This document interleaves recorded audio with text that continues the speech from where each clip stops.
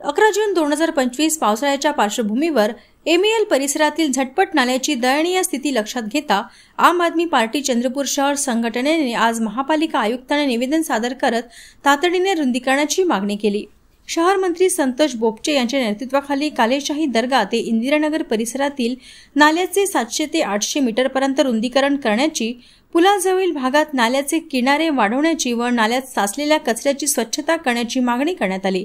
सध्याच्या अरुंद पुलांमुळे व कचऱ्यामुळे परिसरातील वस्तीमध्ये पाणी शिरण्याचा धोका निर्माण झाला आहे। निवेदन देताना शहर मंत्री संतोष बोपचे, जिल्हाध्यक्ष मयूर राईकवार, युवा जिल्हाध्यक्ष राजू कुडे, शहराध्यक्ष योगेश गोखरे यांच्यासह पक्षाचे इतर पदाधिकारी उपस्थित होते।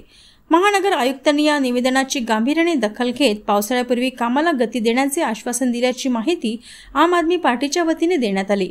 पक्षाने पुढेही या प्रकरणावर लक्ष ठेवत आवश्यक असल्यास पुढील आंदोलनात्मक भूमिका घेण्याचा इशाराही दिला आहे। बघू शकता या ठिकाणी या MEL प्रभागाच्या मध्ये वाहत असणारी झरपट नाला, त्यामध्ये कशा प्रकारचे कचऱ्याचं साम्राज्य या ठिकाणी दिसत आहे।